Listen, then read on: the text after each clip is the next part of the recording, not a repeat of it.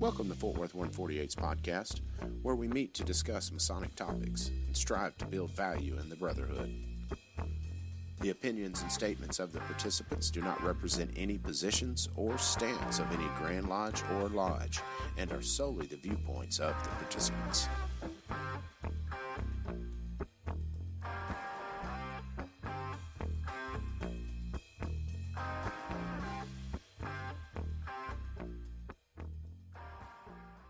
Welcome back, dear listeners, to the Fort Worth Masonic Podcast.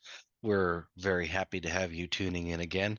My name is Gabe Jagush, and I am a past master and the sitting marshal of Fort Worth Lodge. And I am Billy Hamilton. I am a past master of Fort Worth 148 Lodge. Today, we have a special guest with us. I'm Adam Kendall. I'm a past master of Phoenix Lodge number 144 in San Francisco and an affiliate member of Benicia Lodge in Benicia, California. Fantastic. Thanks so much for coming on to the podcast, Adam. We really appreciate it. Thank you. I'm happy to be here. We have a Phoenix Lodge not too far from us, actually. Oh, excellent. And I think I may have actually visited that lodge because when I was out in San Francisco for work, probably about 7 or 8 years ago, I stopped out there. Is it a Masonic center that from the doorsteps, you can see the bay, and inside, well, this is probably going to describe about 80% of Masonic lodges out there, but there's like wood paneling. Yes. Yeah. Okay. Yeah. I guess you can see the bay from the building. I mean, if you were to walk down the street and look straight down Terraval, but it's over in what technically might be, it's near the West Portal District. It's on the corner of 14th and Terraval at the Golden Gate Masonic Temple. Okay. It's an interesting building. It's got lots of weird twists and turns and staircases. It was originally not for Masonic use. It was built in the early 20th century and was originally used for the Knights of Columbus. And then at one point, I may have my history all messed up, but Golden Gate Speranza Lodge ended up buying the building, and several lodges have over the years occupied the building. Okay. And now it's occupied by Golden Gate Lodge and also Phoenix 144. Wow, what a coincidence, because I remember I was talking to the worshipful master at dinner, and we were talking about our Masonic past, and I was initiated in Lawton, which is the town adjacent to Fort Sill, Oklahoma. And it turned out that he was a field artillery captain. And so it was like an instant connection right there. He's like, Fort Sill, where the ground thunders and God creates lightning in the sky from the field artillery. Right. Great. Well, I'm glad you had a visit to us. I'm trying to think of what it was 8 years ago. We were just, when we were talking about the pandemic, it's created a sort of a memory fugue. Yeah. So I just don't know where I was at any point anymore. Yeah, I remember I was out there for, I think it was a Microsoft Developers Conference that was happening downtown. Well, you were far away from downtown. Yeah, no, I had San Francisco miles, that is. Yeah, I had rented a car. Actually, that was back before Uber was really the huge thing it became. Right. Yep. Well, even though I'm back in the Bay Area now, I moved to LA for a spell for about 4.5 years and came back up a few years ago. And now I live in the North Bay, actually, in Vallejo, which is just north of Oakland. For those of you who are interested, there is an old naval base there, Mare Island. It has an incredible history, and that's part of the whole really interesting history of the Bay Area, which I'm sure we can get into a little bit later on. That's sort of been my driving force. Really, it's always interesting in Freemasonry when we meet other brothers, and that's one of the great beauties of the fraternity is that we could not only meet brothers we may not have met otherwise, but we have this connection. We may not be bound by blood or even from the same area, the same region, but we visit each other's lodges and it creates that link between us. And so we have a center point that we can meet in. So you visited my lodge in San Francisco, and I don't know how much you talked to some of the brothers. You told me one of the brothers was in the military and you had that connection with Oklahoma and et cetera. But the lodge I was initiated in originally, well, it's Phoenix Lodge 144, but it was a merger between Oriental 144 and Paul Revere 462. And both lodges have their own histories, their own San Francisco histories, and Oriental especially because it's an older lodge. It has the lower number. Some very famous San Franciscans or people who came to San Francisco were affiliated with it, such as the famous orator Thomas Starr King, who's credited with keeping California in the Union. He was a staunch advocate for the Union, a great supporter of Abraham Lincoln, and really bent over backwards to convince the denizens of California. This is during the early part of the American period and the Civil War is breaking out. California has a lot of Southern sympathizers, Confederates, and to keep the Union together. And he is often credited with that. So we're very, very proud of his membership. He was called the Silver-Tongued Orator. And then John Sweat, who is considered to be the father of California's public school system. He was a member of that lodge. And then Paul Revere has its own history in the early 20th century. And so without going through that entire history, but being in a lodge really for me sparked or it didn't awaken it because I already had this kind of passion for the history of fraternal organizations, but also the fraternal organizations within my own locale. I grew up in part of my maternal side comes from a very old California family. They came to California in 1841 and built an adobe in what is now Vacaville. And we had a land grant that we had acquired that was signed by Michelet-Terrain, and we had procured it from Mariano Vallejo or Vallejo.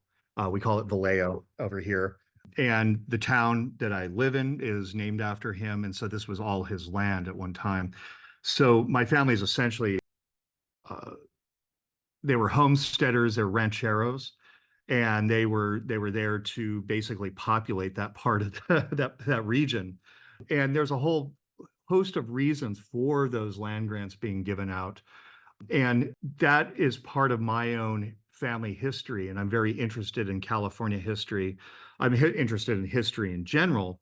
But so the history of fraternal organizations in the American period in California is also part of that interest in history. So from a very early age, I was always fascinated with the past. My big thing when growing up, I was absolutely entranced by ancient Egypt and devoured all sorts of literature on it. And of course, there's plenty to devour, right? And then also the ancient cultures of the Near East, Mesopotamia, Greece, Crete, etc. I was very interested in mythology. And so that really translated well later on in life. When I was very young, I wanted to be an archaeologist. That didn't work out. I took a circuitous path, but I did come back home and I do have a graduate degree in history. And it sounds strange, but when I was in graduate school, I made most of my subjects around the idea of these fraternal organizations and their importance in various communities and how they were instrumental in being part of the cement of these early societies. So that's me in a nutshell. I mean, I've done other things in life. I've traveled quite a bit.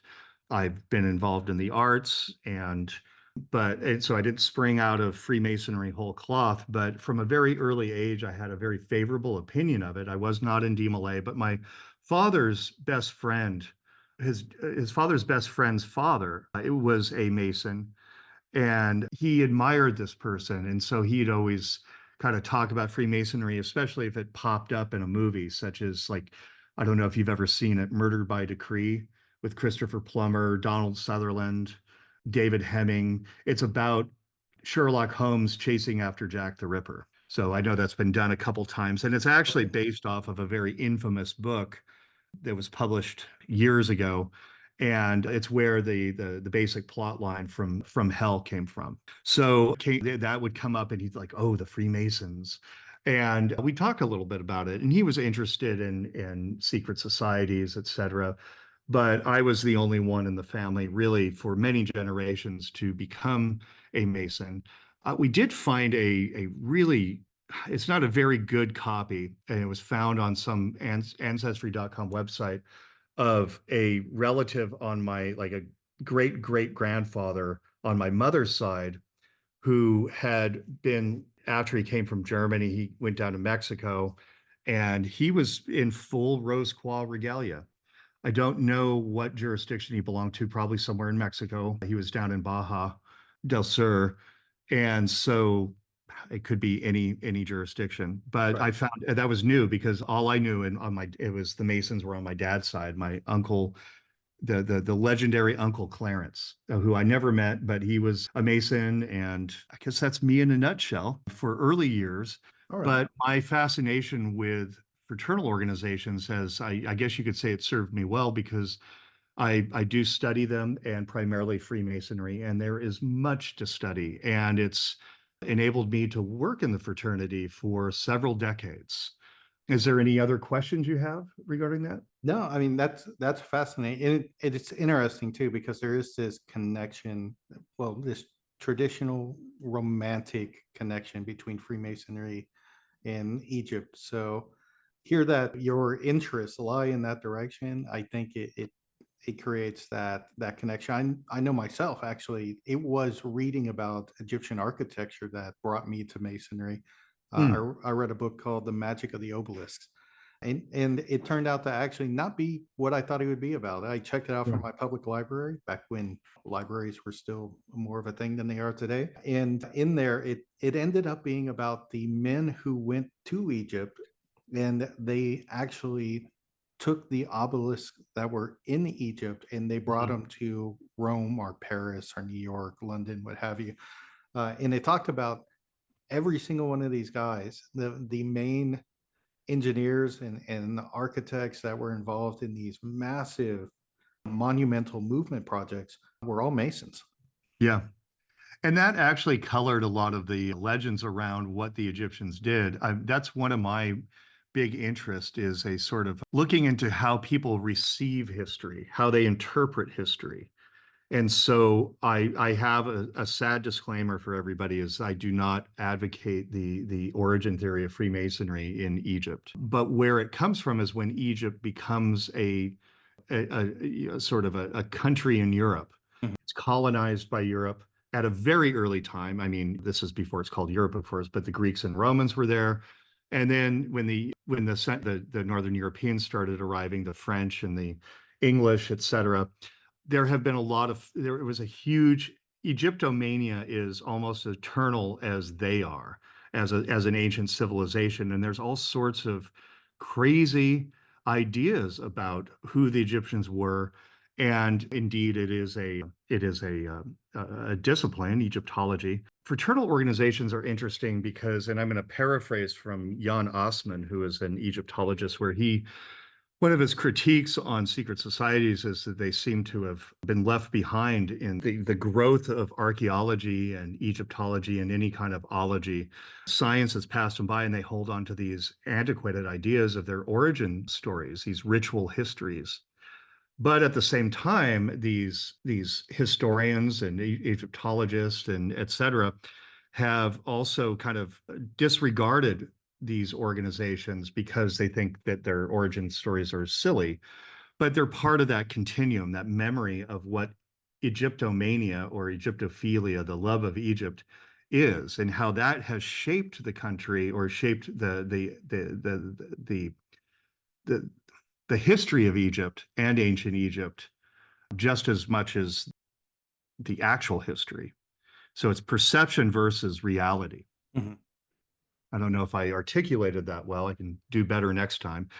No, I think you got it. But I So, am but in Egypt and the idea of Egypt.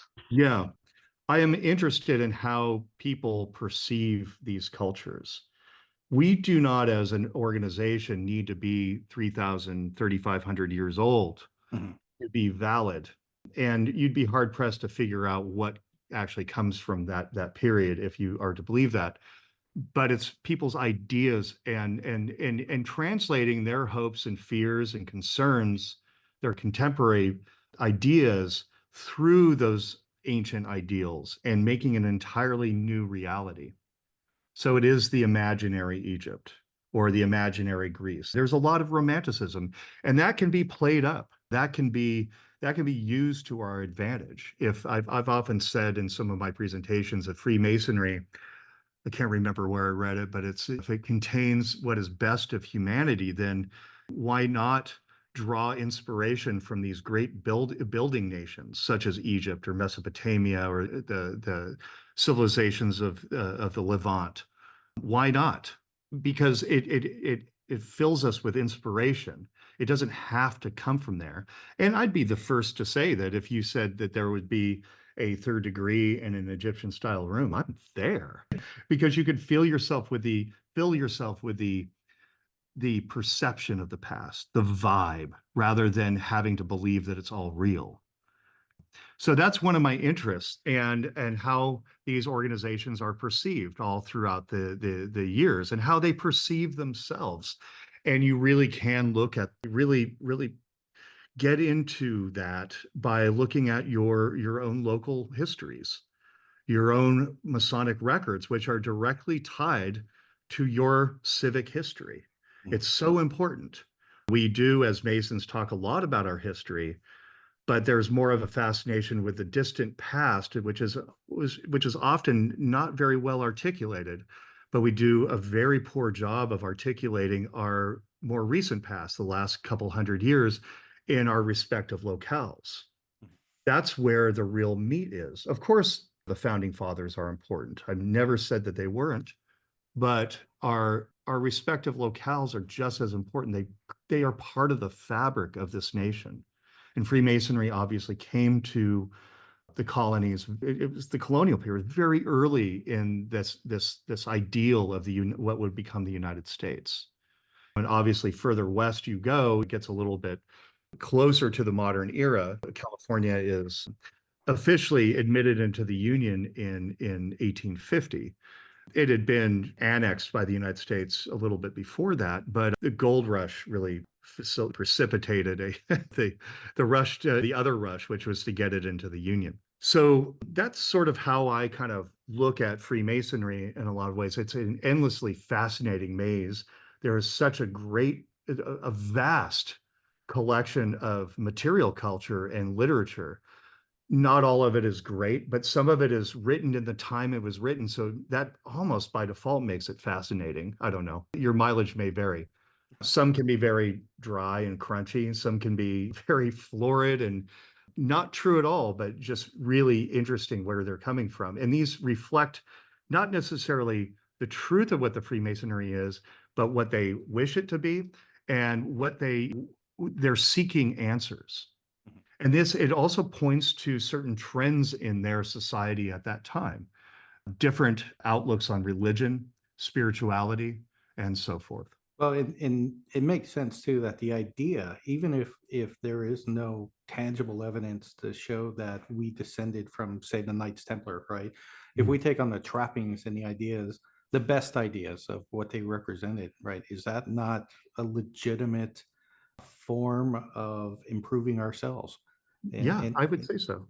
Yeah. It's a legitimate avenue to take. In fact, most of our Masonic degrees, they are not true at all, but they are used for inspiration to take on these ideals, right? They're the psychodrama, the legends, the ritual history are meant to inspire us to be what the fraternity claims its goal is, which is to improve our minds, improve our character, and so forth. All right. Well, so Adam, you had mentioned that you are now involved for the past couple of decades, that you have been actually working in the fraternity itself as part of your career. Would you like to elaborate on what you have done, some of the roles you have taken on, and what you're currently doing? Sure. So I started working in the fraternity in the membership services department at the Grand Lodge of California. And then after a few years, I was tapped to run the library and museum. And so I did that for 10 years. And so my total runtime at the Grand Lodge of California was about 14 and a half years. So in the 10 years I ran the library and museum, that was a wonderful experience. And really just, I can't even find the words to describe how that improved who I am as a person and got me on track again to reignite my interest in pursuing a graduate degree, getting that finished up. And because I was already working as a non-degreed historian and dealing with a subject matter that I was endlessly fascinated with, and the collection at the Grand Lodge of California is vast, it's important, and there are so many projects available in that collection. I do miss that collection, and they've done a really good job in preserving their history, and I was very proud to be a part of that. And they continue to do that. Excellent work there. And so I really, really did enjoy. That was one of my favorite jobs I've ever had. And not to demean what I'm doing now, but that really started me on a really good path, because in that position I had access to these records, and I was able finally to start doing research and writing papers. And I found a subject that was really kind of a wild subject and got people excited. And so that's how I kind of got on the lecture circuit.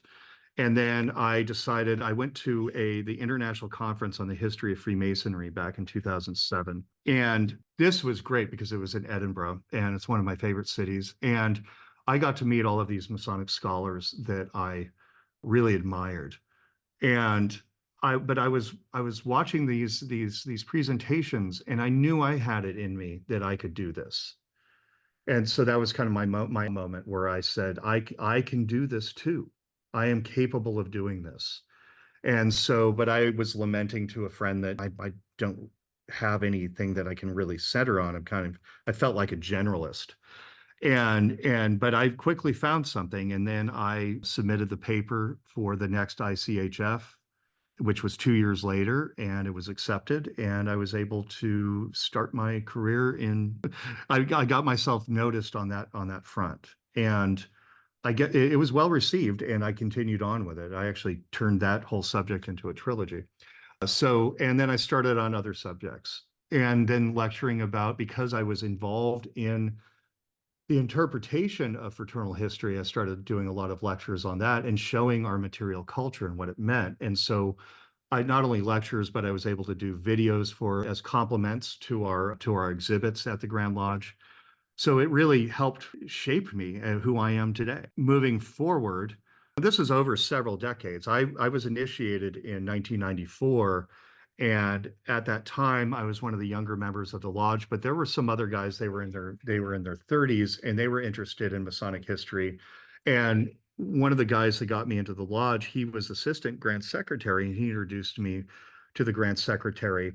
And all of them had been kind of tied into the Masonic historical community. So they introduced me to Quatuor Coronati and their publication Ars Quatuor Coronator, the Philalethes Society. And in fact, the brother who got me into the lodge, who I just mentioned, he was a president. In fact, both of them were, Joel Springer and John Cooper. They were both presidents of the society. Okay. And here I am now, president of the Philalethes. So they introduced me to all of this and said, if this is what you're interested in, there is so much you can do with it. And they always encouraged me, when are you going to start doing something with what you're finding? We want to encourage you to write this down. Just poking you with the stick, but in a good way, right? Oh, no, it was always in a good way. They weren't poking me. They were encouraging me most gently, because I'd like to think that they saw something in me, that I could articulate what I was studying. I know I sound a little bit inarticulate right now. It's been a really long day, and I'm sort of out of words. And I've been editing and indexing for months, and so I've nearly lost the capability of speech because I'm doing such intricate work in my head, in my office, at home, and then at work. I have a lot of solitary work that I do. I'm the executive director of the Oakland Scottish Rite Historical Foundation.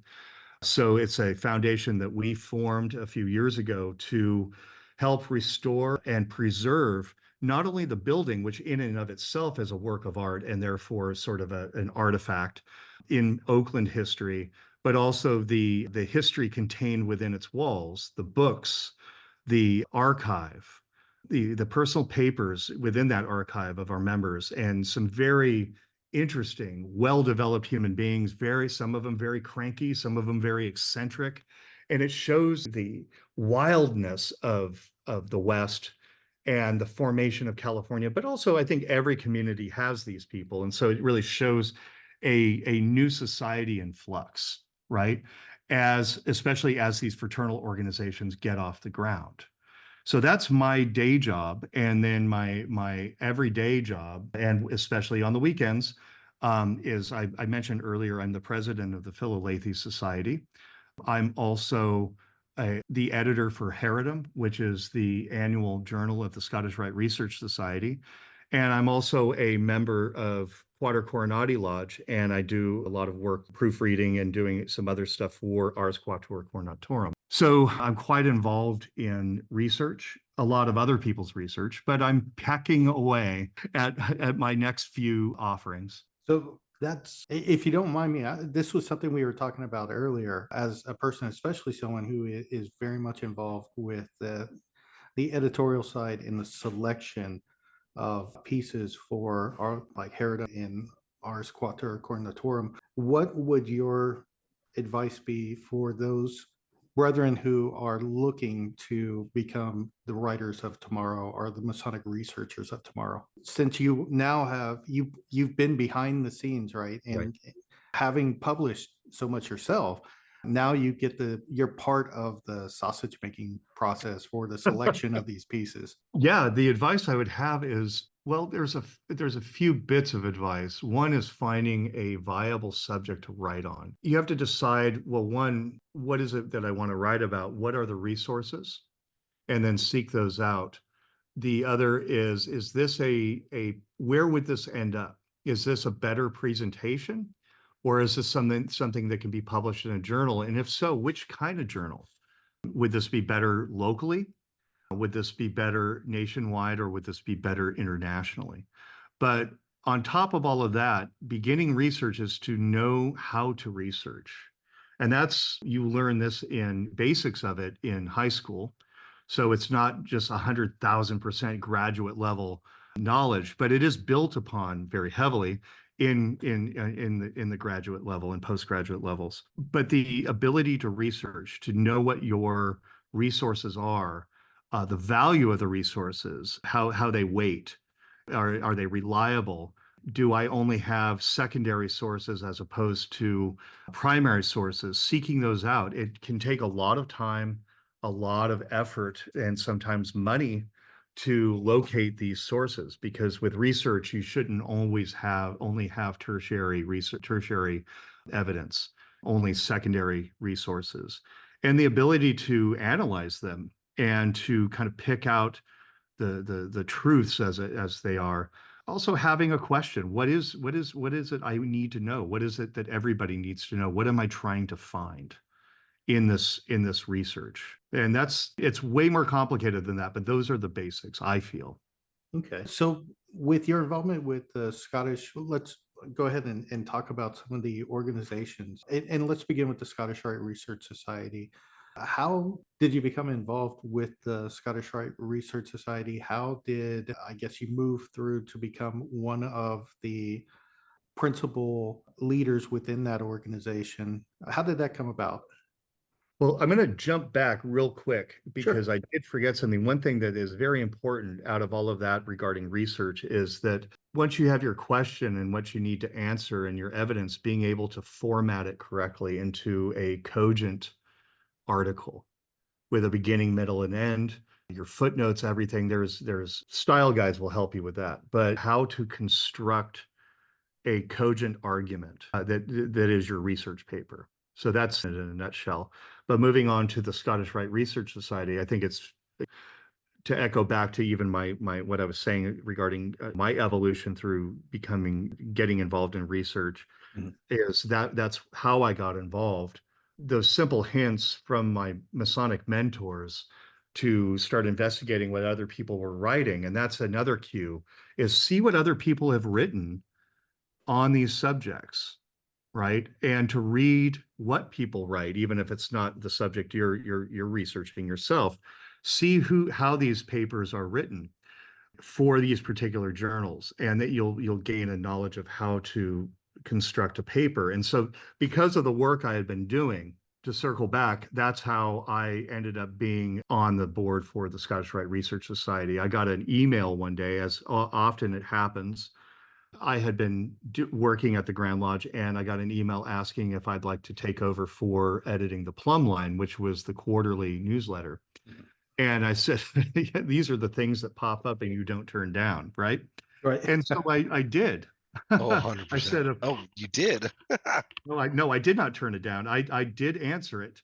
And I said, Yeah, of course I would like to do it. And that started, I had edited my own works, which you probably should always get someone else to do. And I worked with other people, but then becoming an editor of someone else's work, that was very, very daunting at first, but I really like the interaction between me and the authors, and being able to try to understand what they're saying and draw out what is best in their paper. So papers that we receive aren't necessarily what they look like when they're produced. Behind every great writer is a good editor too, I believe. Just like for every good man is a good wife or partner or whatever. That's an antiquated phrase, I'm sure, but there is always somebody's shoulders that we're standing on, and we help each other, right? And editors are supposed to be that. I know in movies and other media, editors are always seen as cantankerous and hard-nosed. But I like the personal. I'm not that way. I like and most people I know that edit are not that way either. Trying to find what is best and what the author is trying to say, trying to condense it in some cases, and dress it, right? Strip it and then put it back together again. And I find that work to be very rewarding. Of course, I learn quite a bit because I get some papers that are ordinarily interesting and filled with facts that I've never considered. And it gives me tools for myself to become a better writer. Because not only am I editing it and looking at the style guide and what do I do with this and this and this, but also reading how other people write. And I've been able to edit some very excellent writers. So I took the job. Well, it was volunteer. I took the position for the Scottish Rite Research Society editor of the Plumb Line, and did that for, I want to say, like 6 years or something. And it was great because during COVID, I was fortunate I had a temp job and they kept me at home. They allowed me to do the job from home. So I was able to, after work, clock off, and I would work on my editing. I got off of social media, and I finally had something that this is mine. And if I'm going to be locked indoors, I'm going to do something to totally improve myself. And that was such a great inner journey for me. So it was a way we all did different things during the pandemic to keep ourselves sane. That was mine. It seemed natural. I can be quite sociable and I love to talk, but at heart, I like to be alone and I like to just be in my own head. So it was a great way for me to do that constructively. So, and then fast forward, I moved back up to the Bay Area. And at one point I was asked, do you want to edit Heredom? Because Brent Morris was retiring. And I said, of course I do. And well, there you go, falling for it again. yeah, I didn't learn the ancient master's word. But no, it's nothing you would ever say no to. Because if you want to progress in your chosen field, these are the opportunities you should take, right? No matter how difficult or daunting they may seem at first, you will come out the other end a different person at the very least. And I always remember that when I was going in as master, a friend of mine had already served as master for a year, and he did a 2-year term. And he said, after this is over, you are going to be a different man. And that was said in all positivity, right? I was a different person. I considered the challenge to be transformative. I need this sort of thing in my life to be a better, different man, a transformed man. And I feel that these opportunities have been that way for me. So that's why I find myself so busy all the time. And sometimes I'm sitting there going, oh my gosh, what did I do? but it's so rewarding at the end, right? That when I can come up for air, the end result is spectacular. It is difficult because you do have to kind of beat the brush for people who are ready to produce papers. That can be very difficult because I think, as we talked about earlier, Billy, is that technology, with its ever-changing technology, has changed the ways that we react or how we interpret media, and also changing educational styles, for better or for worse, have altered the way people read, how they write, and the traditional style of writing has it hasn't changed, but the production of papers has slowed down. And I struggle with this because I don't think it's because of all the reasons I just listed. It's just that maybe there's just not enough of us anymore that are producing these. Well, and I don't know. it may be cultural too, right? That as things have become, as the speed of life has increased, right? The way we consume information has changed. Everything's packetized, right? And Yeah. it's curated experiences. It's no longer the journey of discovery. It's now, here is this curated set of information that has been selected to convince you of whatever. Yeah. And so now everything it's almost like information has become a commodity. Not to get political or anything like that. It's just that everything has become based around the format of small sound bites. And everything else is TLDR. Yeah, exactly. Yeah, That's that's the whole too reason long we to have read. that.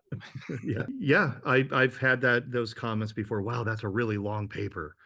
Well, it's long because it says what it says. Yeah, you're right. That's part of it. There are dangers in that because the discipline of writing a 50-page paper it's quite complex, and it takes a long time, a lot of thought, a lot of revision. And sometimes people don't have time for that. And there is that need to have it now, get it out now. The dangers are vast, though, because it increases the chances of soapboxing with these sound bites, easily digested information that doesn't really convey anything. It flattens history, especially when people Right. want a 5-minute elevator pitch. But again, it also encourages at times, like I said before, soapboxing, where a pet project is elevated and all of the bad habits of some historians come to the fore, where you can't tell what is being referenced, right, or where it comes from, and if there's been any counter to it, right? Yeah, there's information that exists all over the place. Plus, that is a danger. But because we live in this technological age, it is now more than ever easier to find information that was previously stuffed away in an archive. Right.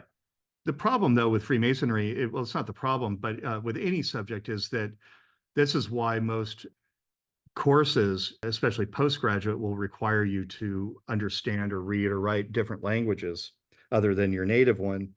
It's because of the source material might be in French, German, Greek, or whatever. In Freemasonry, it tends to be French or German. And that's helpful to have a background of that because there's so much that is still undiscovered in some of these countries that speak these languages. There's the Anglophonic perspective on Freemasonry, and there's a whole world out there. So availing yourself of these different sources is extraordinarily important, and understanding that there's a vast quantity of material that may not be yet available to you, and seeking those out and utilizing the internet for those. That is really important. But I think back to the original topic, it is difficult to sit down and just say, I'm going to research a paper. It is transformative, but it is also frustrating. And I can say, without trying to scare anybody away, you will sit for hours, days, months, maybe even years. It's not something that's pursued for fame. It's to answer a question, right? It's to add to that historical knowledge. There's no fame involved. I know that Masonic presentations have become all the rage, and that wasn't always so, but I'm happy to see it, right? I can never knock that, but care must be taken because a good presentation is a good presentation, but it also still requires the responsibility to convey accurate knowledge, which only can be gleaned from research. and primary research, not just reading a book, right? It's not a book report. Right. So I hope that the presenters and most of the people I know that are on that presentation circuit try to do that. So it's to just give a talk is one thing, but to also, even if it's just a talk for your lodge, to have the most accurate and most insightful information, that makes it so much better, because what it does primarily, it changes the minds of those guys that say, I only want you to talk for 5 minutes. We don't like this stuff. But if you have something that is meaningful and well articulated and well researched and it can touch their hearts, I think that is really worth it. And that's something that I learned the hard way, because I was fascinated with some very, very overly complex ideas, very heavily philosophical ideas that weren't reaching my audience at all. But when I started couching these ideas in layman's terms, which is what makes philosophical ideas, the primary goals of Freemasonry is to make good men better. I know that's cliche at this point, but it really is to touch people's hearts, to connect with each other. And because we have this artificial society that connects us together, we're not bound by religion or politics or even philosophy, etc. We're bound by our Masonic oaths. If you could put these heavy philosophical ideas and condense them into brotherly love, relief, and truth, and speak to that and use history as that vehicle, you will touch hearts of guys that normally don't want to hear that sort of thing, right? You don't need to overcomplicate it with going through the Sephiroth of the tree of life. It can be very practical, and history can be very complex, but it's also very practical if you can convey your idea. So that's in a nutshell on what I would say to future researchers. But this is the philosophy I try to use when I'm reading papers. Is this something is going to interest the body, the Freemasonry writ large? I don't ever think that it's just our readers. I want it to contribute to the vast knowledge that is already out there. And it is a very legitimate discipline, Masonic history, because it's tied in with local, national, and international histories. It's tied in with it. It's not even parallel to it. It's tied in with it. So it is a valid course of study. It may get funny looks, but those in the know will understand that it is at its core the different influences that have grown Freemasonry, and in turn Freemasonry grown communities, right? So your thoughts? Yeah, now here in Texas, we have a bit of an advantage because most of the leading historical figures within our state were all Masons, right? And part of it is what they did through Masonry. The education system that we have here in Texas was really built by Masonic lodges. It was Texas A&M was built on land that was set aside by a Masonic president of the Republic. Right. So, and the great inspiring thing about that, I think, looking at history as opposed to maybe the Romantic history, it's great to hear about the Greeks were descended from the Delphic oracles and the Orphic poems and that. But when it comes down to it, I think the fact that we have these inspirational stories of real men who did real actions that had very real results of building these communities, like you said, and not just in the United States, but even abroad. Simon Bolivar was, a lot of people don't realize, considered the George Washington of Latin America, and he was a Freemason. Yeah, absolutely. Finding the niche in history to which you want to study, is it social or cultural history, religious history, but understanding that these are actual disciplines that actually have their rules, and people have written great works in these fields, and to avail yourself of these resources before jumping off and talking about the Greeks descended from Atlantis, etc. More to the point, what does it do for the average person, right? Having a practical point in history works for people, because not only does it tells us where we were and how we became. That sounds like a cliche answer, so we're not condemned to repeat our past, et cetera. That's very surface level. One, I believe that you should study history just for the sheer love of it. It's like loving art just because it's beautiful. But it also teaches us how things work in the world, who these characters were, how they reflect on us today. We understand the connections between ourselves internationally, even though we might be stuck in some weird little town in nowhere, USA. We have a connection with the rest of the world, right? And that's what history does too. Also, it makes for just a fascinating story, and you can escape into the past. I'd be guilty of that myself. I had this wonderful dream once where a friend of mine and we were in the dream, and we had discovered the secret of time travel. And this comes from looking at old photographs too much. And where we were in the dream was exactly where I had been a couple days before. But we had not, we were so surprised that it was that easy to time travel, but that by going into a sort of trance state and pushing ourselves into the photo, we could enter that time period. And we did it. And I'm looking at this out this window, and I can see this ruined building, but I can't see a street sign. Of course, they didn't have street signs like that. It looked like a modern one, but it had been melted. And I realized I'd been looking at it had been during the earthquake. Of course, I had this where I had been a few days before. It was all tied in with the 1906 earthquake. So I'm not thinking that I actually time traveling or I conjured this myself. It was coming from external sources. But boy, was it exciting. And when I woke up suddenly, I couldn't get back in the dream. It was very disappointing. But I loved that dream because it really showed me how much you can escape into history and how much you can envelop yourself in the past, not as an idealized past. It's easy to get romantic about this past, and especially where I live, it's the Wild West. And I'm sure you as Texans know about this too. But it's this really interesting struggle and this clash of cultures that are mashing together. It's so fascinating and wonderful, and how you can escape into that, especially when the modern world gets a little bit too heavy.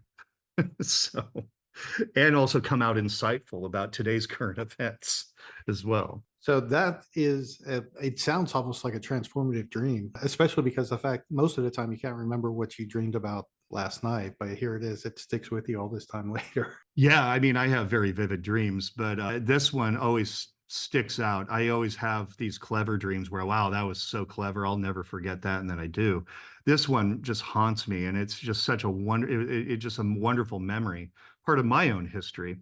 I really like thinking about our own histories, and that's why I'm very pleased where it's been a few years, and I think it's still kind of a hot topic, but people got really into getting onto ancestry.com and doing their own genealogy and 23andMe. It's really fun, and it's enlightening to see where you come from. And as someone who has kind of grown up with this, I'm constantly in it. My mother is deeply into our family history, and not just genealogically, but socially, and trying to glean what was never told to her by her own father, what's been lost to time, and dreaming about what could have been, or what the possibilities were for those people who are long dead, and reconstructing a past, because especially in family histories, a lot of things are missing.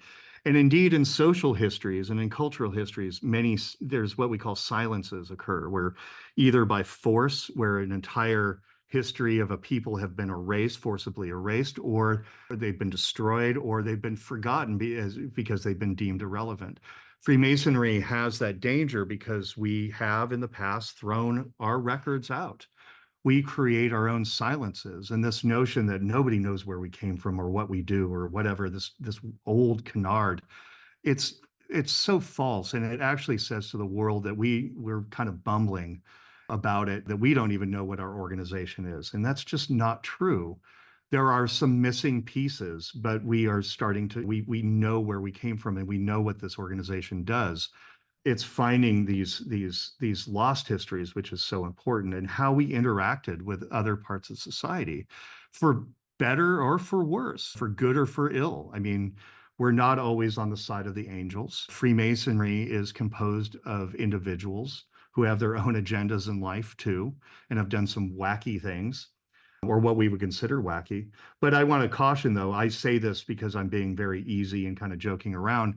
When I do my studies and I'm doing my research as a historian, you have to endeavor to keep your own personal biases away from what you're writing Very and much take so, it yeah. as it is. And you might be shocked at what you read. You're a human being. You might be shocked. You might be disgusted sometimes. Very rarely in Masonic history am I disgusted, by the way. But when you're reading about very violent times, times of great upheavals, there's some shocking things that you will encounter. But keeping your own, just reporting as it is, and finding out the reasons why, getting into the psychology of other human beings through what's written, what's available to you, and what you can suss out from that, right? Well, so Gabe, do you have any comments before we move on? Yeah, the I was thinking about the transformative process, right? And so I'm kind of mentally rewinding a little bit, and that dream seems really cool and everything. What is the organizational activity, I guess, or the maybe it's a role you've taken on or an organization you've joined that you feel has had the most impact in your transformation as a man? What role I've had that's transformed me the most? Yeah, like it could be maybe like maybe it's an organization you've joined, maybe it's a role you've taken on, like either through virtue of membership or through service, something that's changed you more fundamentally. Kind of like that rewinding a little bit back to when you were about to assume the East and you were told, "Hey, you're going to come out very differently on this end." I know I'm rewinding back a bit, but I've been kind of interpreting this entire conversation since that statement through that lens, and now I'm just kind of wondering. Yeah, that's a great question. I think that there's many opportunities in Freemasonry for us to do this that's not available to the common person, and that's what makes the organization, the craft, so special, because it can take what a person who may perceive themselves as an average human being, a workaday world person, and transform them into a leader. And leader is kind of a generic term, but choose your vehicle for that sort of leadership. Me personally, I don't go into any kind of role thinking, what kind of leader am I going to be? I think that leadership should come naturally. So I don't navel gaze too much on that. And that's why it's hard for me to answer this. But I will say, I was just about, when you asked that question, it was the primary thing, the most special thing, I mean, other than being initiated into the organization, boy, I'll never forget that. Gosh. And that was so transformative and made me feel so welcome, especially in a lodge that is tied to San Francisco history. And now that we've consolidated and we were part of this kind of old San Francisco, the idea that being able to carry that tradition to other brothers and convey to them that no matter where you come from, San Francisco especially has always welcomed others from other parts of the world. They're almost becoming citizens of San Francisco at that point by aligning themselves with this lodge, right? And that it's such an important tradition to carry on. And so that's what transforms me. And moving forward with that same feeling I have working with the Philalethes and Scottish Rite Research Society and even Quatuor Coronati, where I can help brothers, I can help transform their hopes and dreams in their written form into a reality, to contribute, to be a part of that contribution to the greater knowledge of Freemasonry. That to me is service as well, right? It's a lot of work, but it's that like I said before, that end result is that that is a part of Masonic libraries anywhere you go, right? That contribution you made, whether it be my own work or what I have helped bring into this world, someone else's work that I've worked on. That to me is transformative. So it's not necessarily the organizations I've joined. We've all joined the similar ones, but being able to Sure. have opportunities within that. And then for myself to transcend all of these different organizations and contribute to Freemasonry writ large. Right. Right. So there's definitely a sense of like access to legacy and passing down of legacy is in and of itself kind of a transformative act for you that allows you to grow. That's interesting because I really like that because that also plays with that that innate desire you pointed out that people feel drawn to do, and the ancestry searches and the 23andMe searches, right? So I think that makes sense. People are looking for legacy. They're looking for that chain of union, both through, I think, like horizontally through space, through the fraternity, and through time, right? Via history of the lodge, or history that you might have access to as a historian. That's And really neat. I like that. this can be done in any organization. It's not just limited to Freemasonry. It could be the Odd Fellows. It could be any organization that has a history within the community.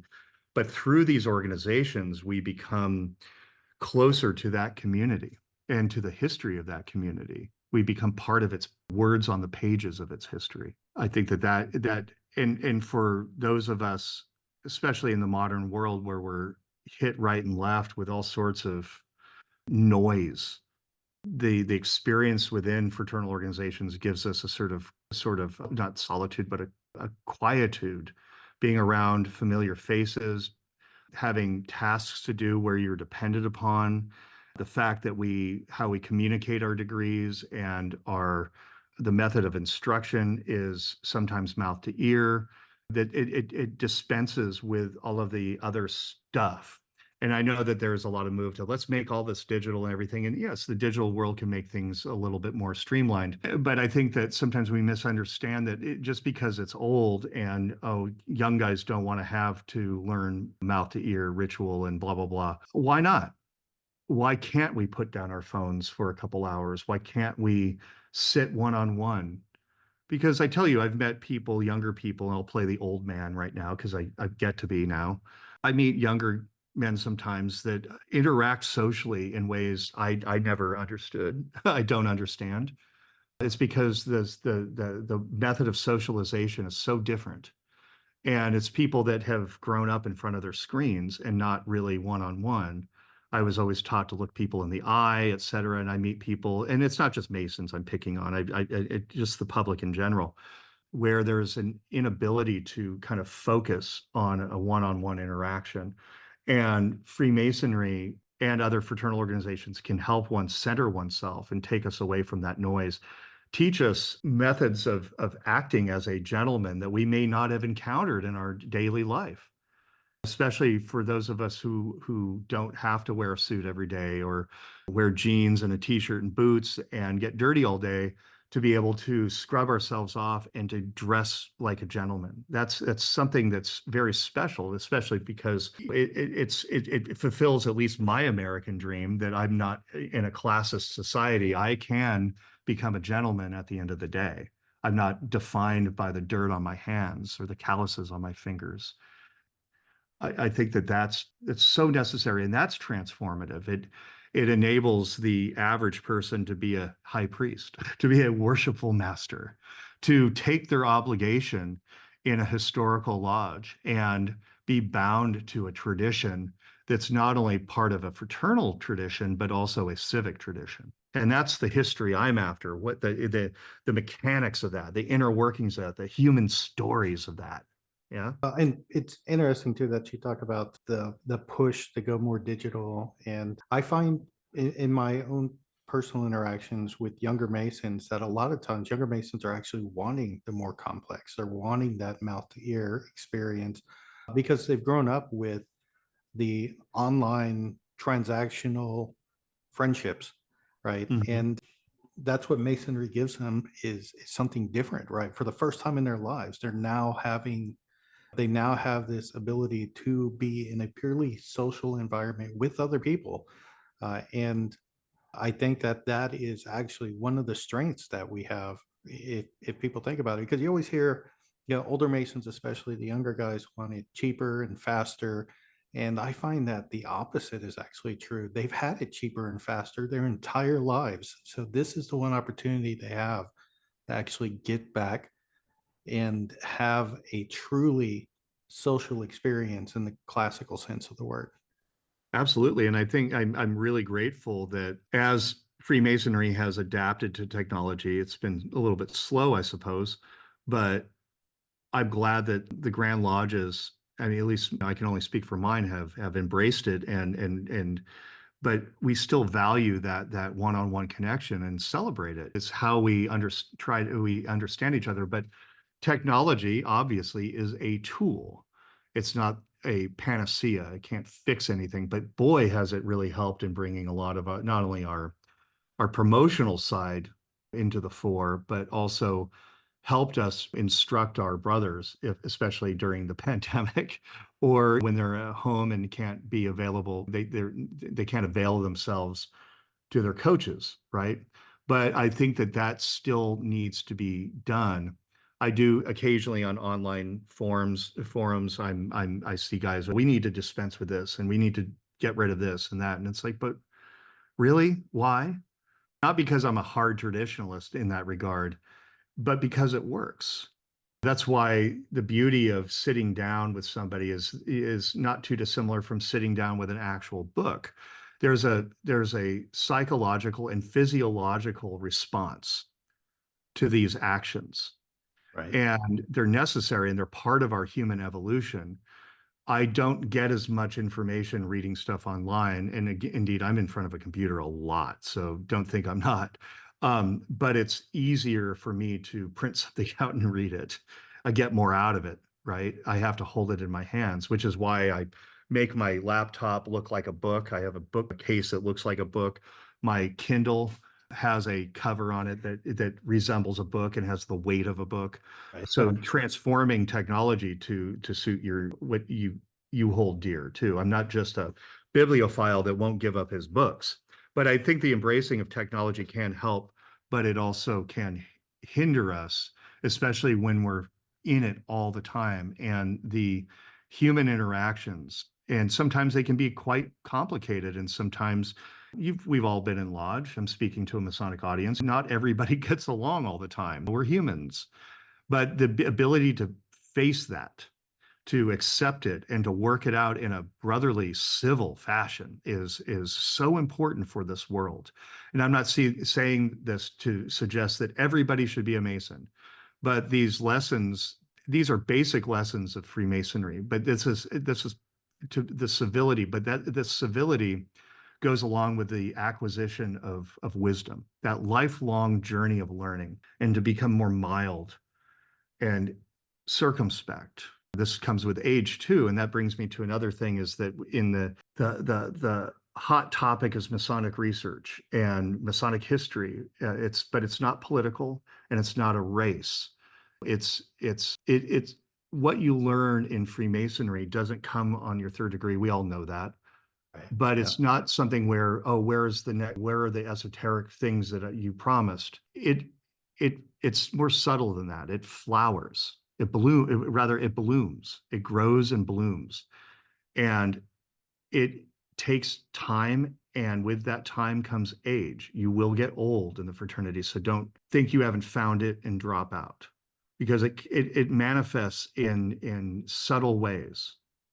And if you're perceptive, which comes with the acquisition of wisdom, then you will recognize it when it happens to you. That I think is one of the great mysteries of our organization. And I'm not going to say it's limited to us, but the great mysteries of being a human being, but especially when we talk about this within Freemasonry, the lessons of our degrees, it's meant to plant a seed and bloom. It's not going to be given to you just because you joined it. And the degrees that you attain, whether by attainment or you attended in a weekend or whatever, it doesn't matter.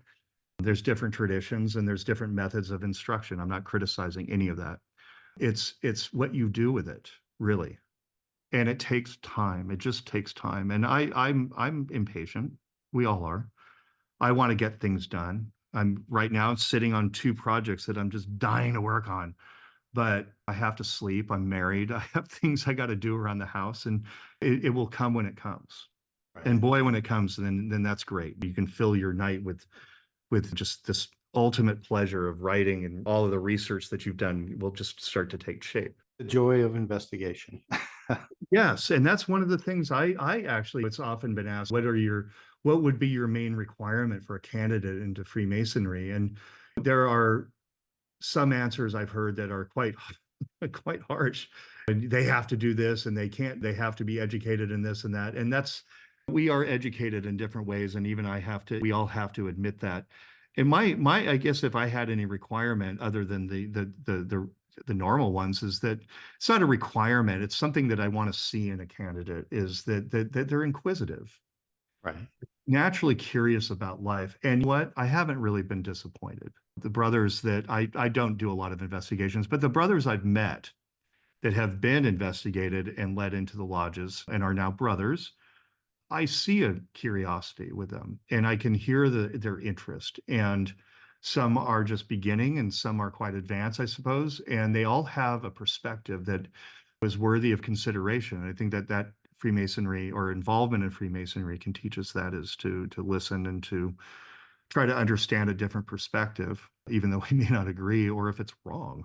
But also, because of our insistence on learning about rhetoric, we can work through that, right? Yeah. Yeah.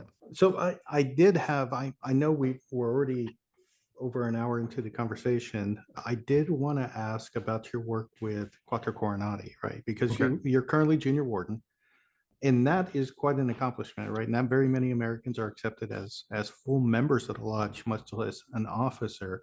Would you mind explaining to some of our listeners that may not be aware of what Quatuor Coronati is, the importance of the lodge, and then secondly, what your thoughts are, how you became involved with it as a member? Yeah, so I guess what I'm really asking is, would you mind telling us a little bit about Quatuor Coronati? Yeah, I was actually going to kind of illustrate kind of a little bit of a background of all these organizations that I represent. But with Quatuor Coronati, it is known as the premier lodge of research, meaning it was the first. And it was chartered in 1886.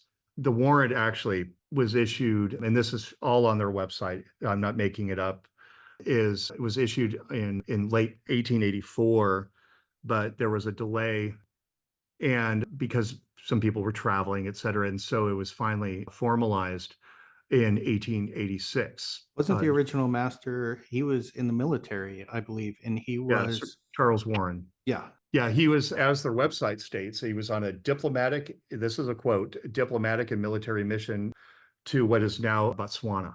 So he was definitely an active individual. But the idea was to form a lodge devoted to the inquest into the history of Freemasonry, using an authentic historical method, the rigor of research, because at that time, there were a lot of things being written about Freemasonry that weren't exactly accurate. A lot of them were very fanciful, romantic, and this was in a way to provide a different side of that, to combat some of the more fanciful notions of Freemasonry, to legitimize the actual history and its social and cultural impact, right? So it's not just a bunch of guys want to do some research and so they form a lodge. There is a real necessity for this, and not just to combat all the fanciful things. It is, as I stated earlier on and continuously, it's to demonstrate the cultural and social impact of the fraternity. Right. So that's its primary goal. It's based in London. And so it's been around for a very long time. Their flagship publication is Ars Quatuor Coronatorum, and it is also known as AQC. My Latin isn't necessarily great, so it's okay to say AQC. It is an English organization. It's chartered under the United Grand Lodge of England. But we have had some American members.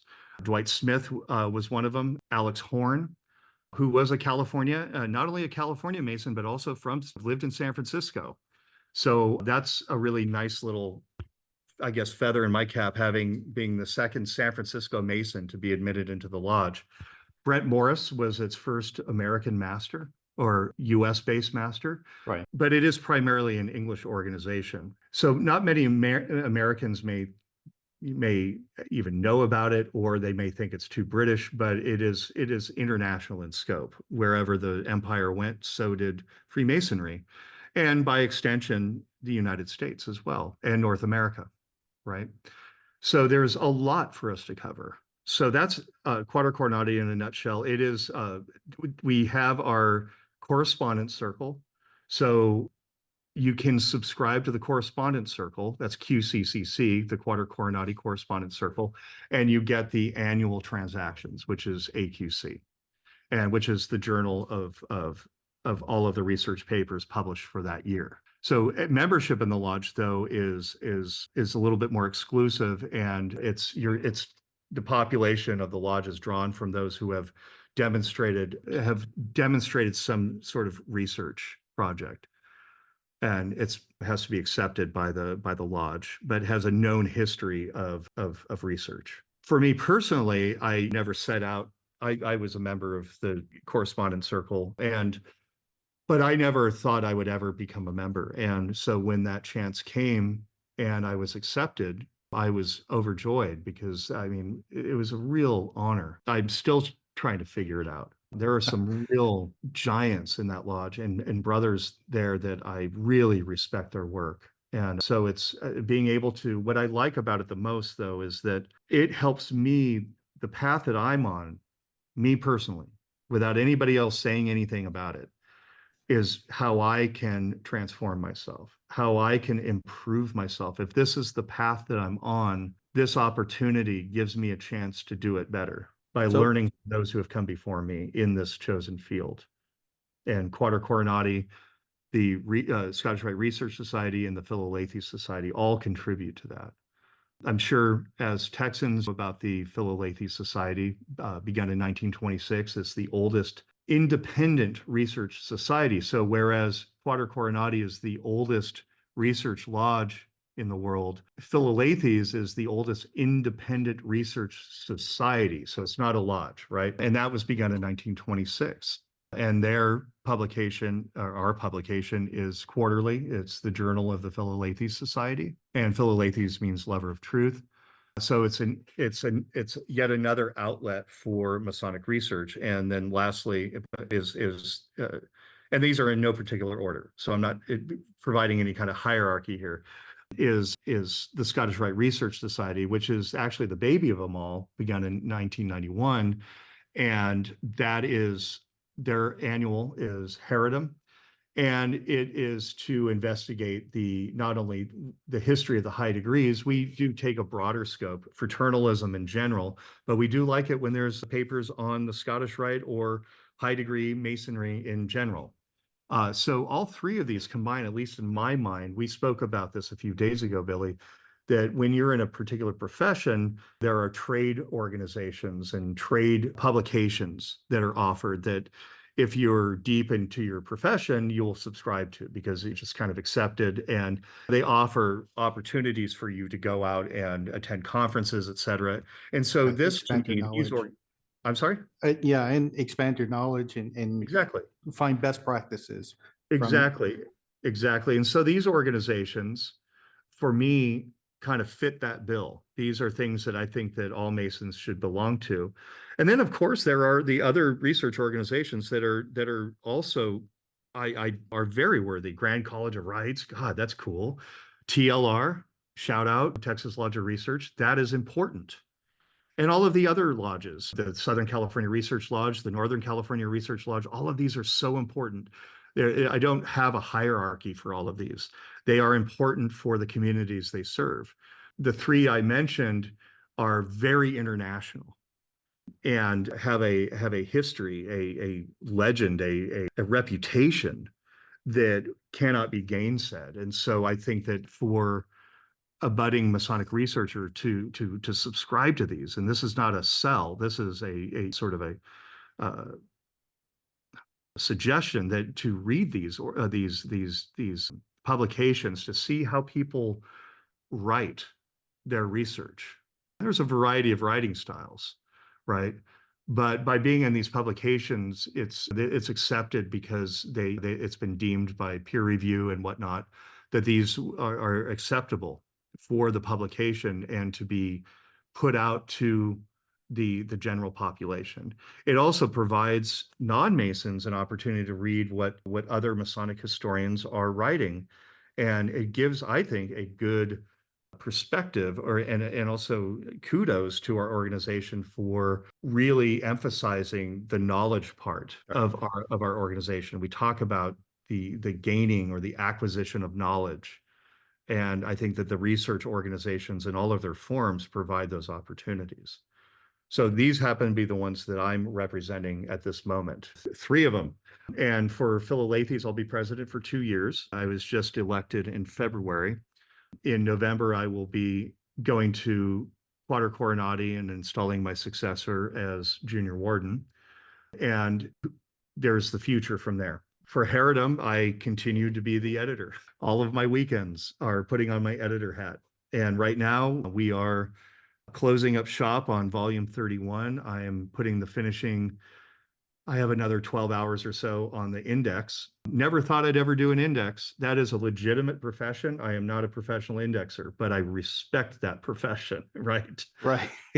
Yeah. And I've had incredible mentorship from Brent and then other brothers who are on the board who have given me a lot of help. Chris Ruley is another one, and he's our associate editor.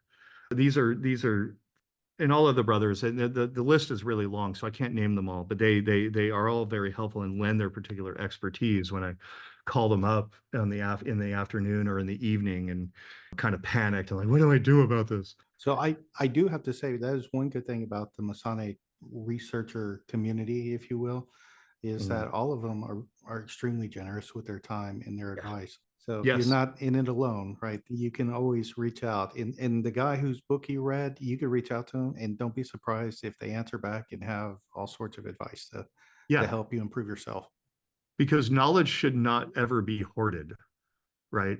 If you're working on a particular subject, I mean, don't give it away. But the general knowledge that you possess, and someone asks you how you do it, it's your duty to impart it. And I was always very surprised about that. I love that, because when I got the job for the museum at Grand Lodge, I had a lot of questions. And so I reached out to people I'd met briefly in the past, and they're now good friends because I reached out and said, hey, listen, I have questions. And they were so open. And even outside the Masonic community, calling up museums and archives and saying, I'm just got this gig and I have questions about this. What would you do in this situation? And they are free with their information. I've never met anybody that's been haughty about it, because they're excited that somebody's interested in their corner of the earth.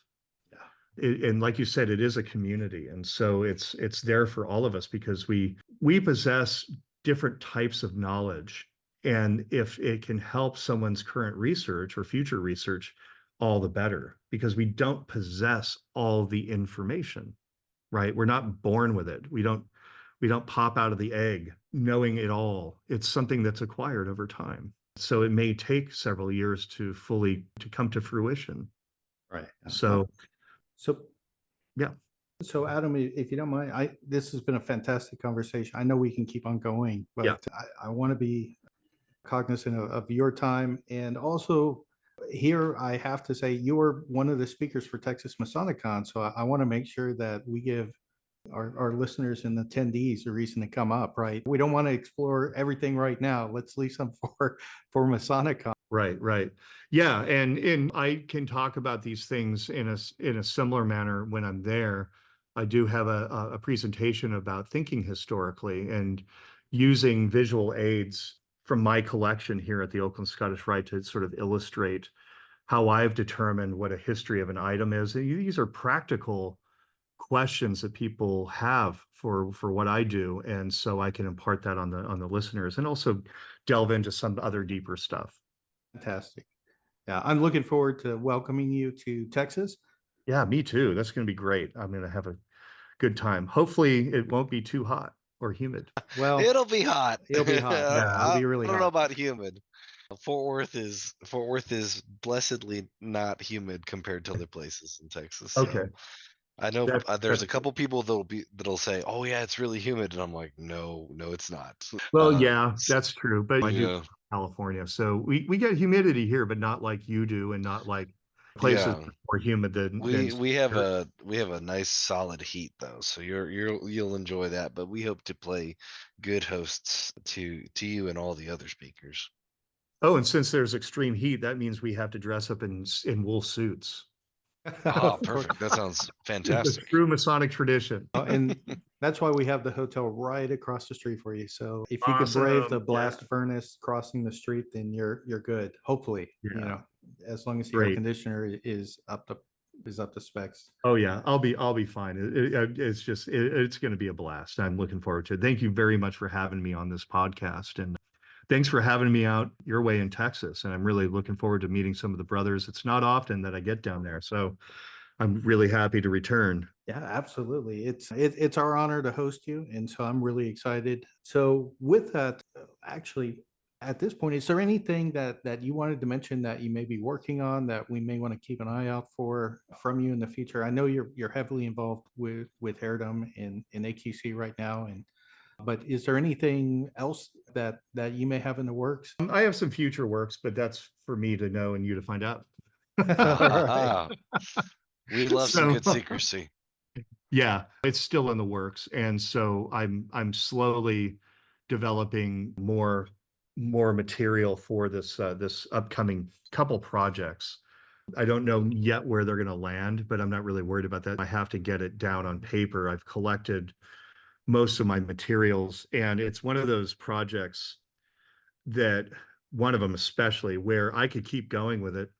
And there are things that I'm going to have to admit in the paper that I can't locate at this moment that future researchers might be able to, or that there might be a future paper on new discoveries, because what I'm dealing with is a very large archive Okay.